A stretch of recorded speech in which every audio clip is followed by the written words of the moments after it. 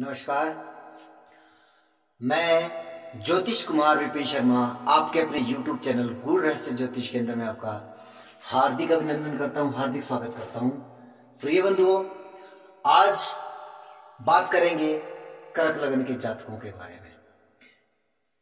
यह जल तत्व की राशि है,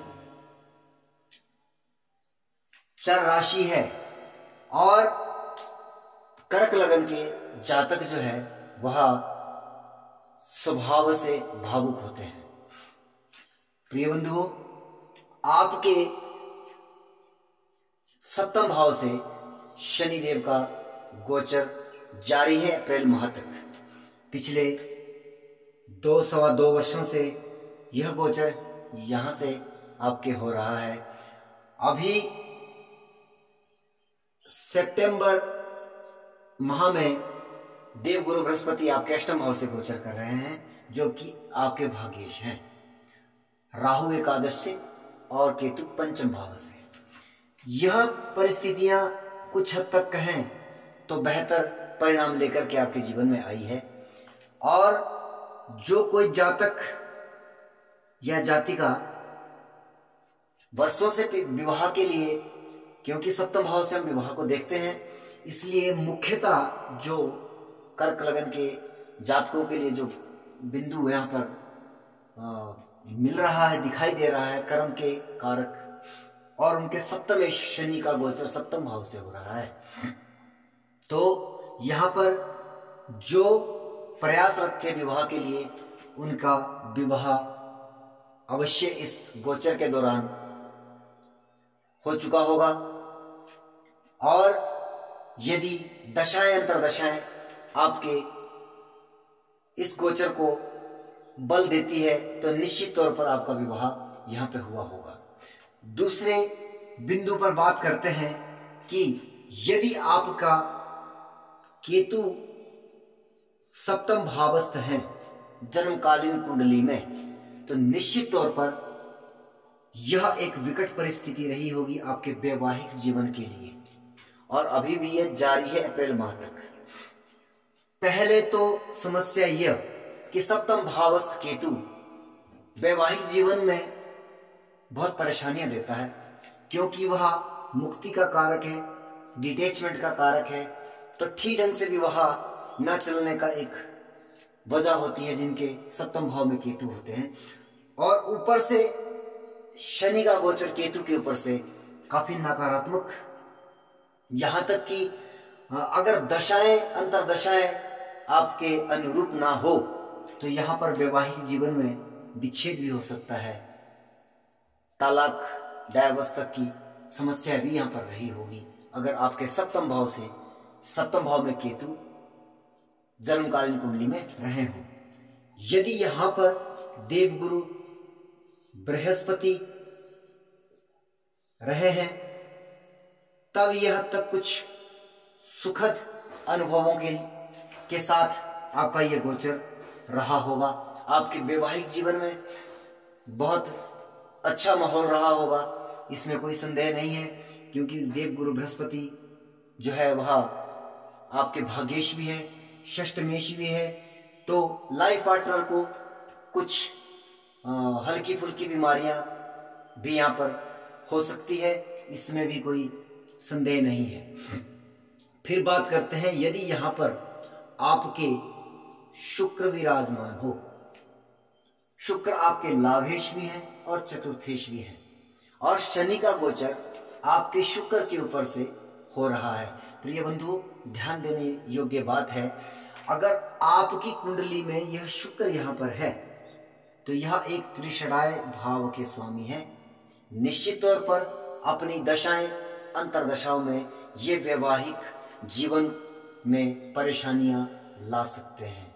इसके लिए मेरा एक पहले ही त्रिषणाय के ऊपर वीडियो है, आप उसे देखें और समझें। चतुर्थेश होने पर ये न्यूट्रल है, तो सुखों में वृद्धि रही होगी शनि के गोचर काल में। अगर बात करें लाभ की स्थितियां भी निर्मित हुई होगी, अपने कार्य क्षेत्र में भी आपको उन्नति हुई होगी। चतुर्थ भाव का स्वामी भी है, वाहन मकान आदि के कार्य में भी आपको सफलताएं मिली होगी यदि आपका शुक्र जो है मकर राशि में जन्मकालीन कुंडली में पड़ा हुआ है। इसके बाद बात करते हैं लग्नेश चंद्र की। लग्नेश चंद्र के ऊपर से यदि आपका शनि गोचर कर रहा है, मैं अभी 7.5 या 2.5 या आधी की बात नहीं कर रहा हूं, क्योंकि इसको 7.5 भी कहते हैं जब शनि का गोचर चंद्रमा के अगले पिछले 2 घरों से हो रहा हो, उसे शनि की 7.5 कहते हैं। परंतु मेरा वेश कुछ और है। ये आपका लग्नेश है चंद्रमा। यदि शनि का गोचर आपके चंद्रमा के ऊपर से हो रहा है तो यह समय आपके मान प्रतिष्ठा का, बढ़ोतरी का और आपकी स्टेटस का रहा होगा, और इस समय में स्वास्थ्य भी आपका उत्तम रहा होगा, इसमें भी कोई संदेह नहीं है। भले ही 7.5 है या वो है ये है, ऐसी चीजों से हमें बचना चाहिए। 7.5 आधी का प्रभाव तभी आपके जीवन पर अधिक गहरा हो सकता है अगर आपके विपरीत कोई दशाएं चल रही हो। नहीं तो प्रिय बंधुओं, आप सभी जानते हैं भारत के जो माननीय प्रधानमंत्री श्री नरेंद्र मोदी जी है, वो 2 बार जो है 7.5 में जो है प्रधानमंत्री बन गए। तो मैं तो चाहता हूं कि ऐसी 7.5 जो है सबको मिले। भारत के पूर्व क्रिकेटर महेंद्र सिंह धोनी 7.5 काल जब तक रहा तब तक वो भारतीय टीम के नेतृत्व करता रहे, कप्तान रहे, और बड़े बड़े अचीवमेंट उन्होंने भारत देश को ला के दी है, इसमें कोई संदेह नहीं है। 7.5 का प्रभाव अपनी जगह है। दूसरी बात, अगर आपके सूर्य देव यहां पर हों, आपके द्वितीय है, सरकारी कामकाज के कारक है, ज्वेलरी के भी कारक है, यह सूर्य देव के ऊपर से अगर आपके शनि का गोचर हो रहा है तो आपको निश्चित तौर पर सरकारी कामकाज में लाभ प्राप्त हो रहा होगा, और आपको इस समय धन आदि की भी कोई इतनी ज्यादा विशेष समस्या नहीं रही होगी।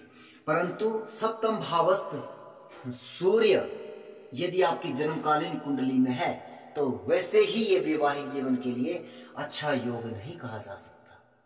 पूरे 6 ग्रहों को अस्त करने वाला सूर्य हर रोज जो है एक बार अस्त कहा जाता है, और वह कब, जब वह सप्तम भाव में बैठा हो। तो क्योंकि सप्तम भावस्थ सूर्य तभी आपकी कुंडली में हो सकता है जब आपका सायकालीन समय का या सूर्यास्त के समय का जन्म हो।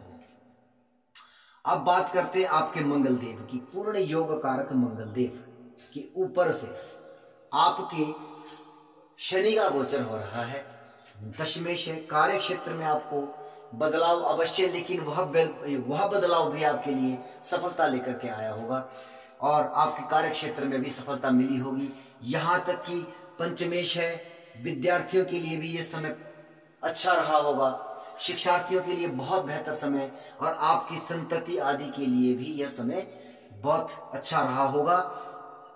नेगेटिव प्रभाव भी होते हैं, उसको भी हम जानते रहेंगे धीरे धीरे, परंतु अभी मेरे वेश को समझिए, क्या अच्छा क्या बुरा उसके ऊपर मैं बात कर रहा हूं। नहीं तो फिर वीडियो बहुत बड़ा हो जाता है। क्या हानियां, बहुत बड़ी हानियां। ऐसा नहीं है कि शनि का गोचर अगर ग्रह के ऊपर से हो रहा है तो हानियां ही हानियां हैं। लाभ क्या क्या हो सकते हैं, मैं अभी लाभ के बारे में ही आपसे कह रहा हूं। कुछ हल्की फुल्की जो परेशानियां हैं उसको आप खुद महसूस कर रहे होंगे। मुझे 15 मिनट से ऊपर का वीडियो नहीं बनाना है, क्योंकि वो अलाउ अभी यूट्यूब नहीं कर रहा है। ठीक है ना जी। अब बात करेंगे शनि के ऊपर से शनि का गोचर नेगेटिव।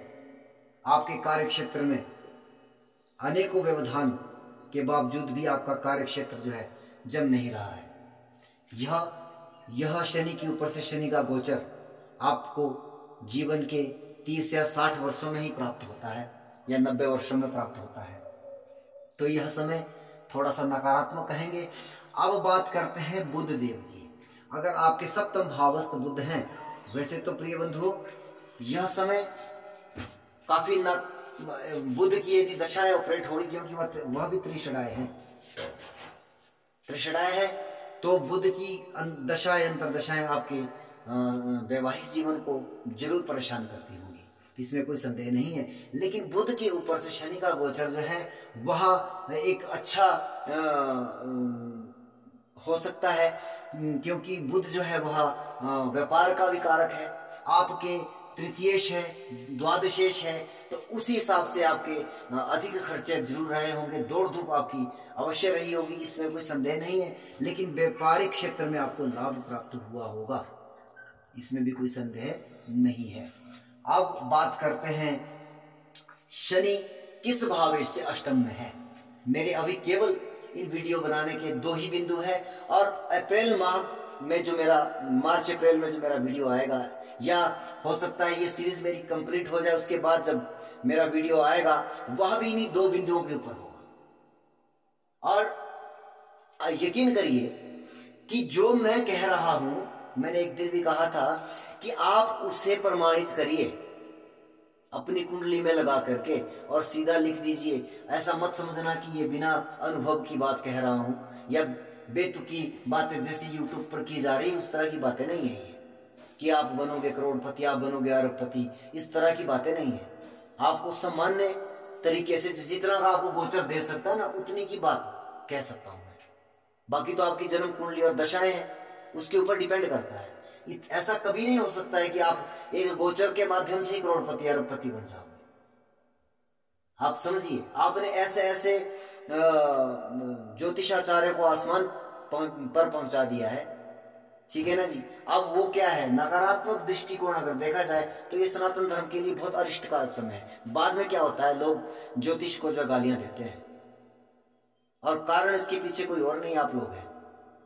सच्चाई को आप आगे लाना नहीं चाहते हो, उसको सुनते नहीं हो। ऐसा नहीं है कि यूट्यूब में सभी नकारात्मक लोग हैं, बहुत बड़े बड़े ज्ञानी लोग हैं, पर आप उनको सुनना नहीं चाहते हो। आपको चाहिए क्या, मसाला चाहिए।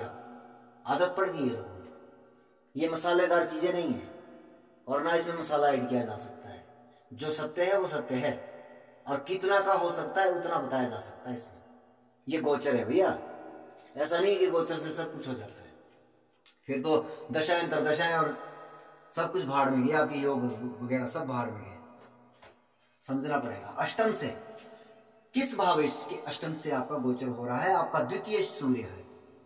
अगर सूर्य आपका मिथुन राशि में है, कर्क लगन वालों के लिए पहली बात तो ये व्यवहार आपका बड़ा खर्चीला है, क्योंकि द्वितीय द्वादश भाव में चला गया है। लेकिन शनि का गोचर और सोने पे सुहागा कर रहा है, मतलब गरीबी में आटा गिले वाली बात हो गई। ये काफी धन हानि के संकेत आपको मिल रहे हैं यहाँ से, अगर आपका सूर्य आपके द्वादश भाव में है।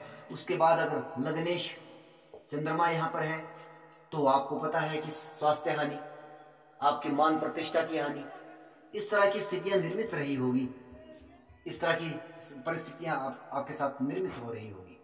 दूसरी बात है, शुक्र अगर यदि यहाँ पर है, शुक्र आपका लाभेश भी है, चतुर्थेश भी है, सुखों की हानि, मकान वाहन आदि का नुकसान निश्चित तौर पर हुआ होगा, इसमें भी कोई संदेह नहीं है।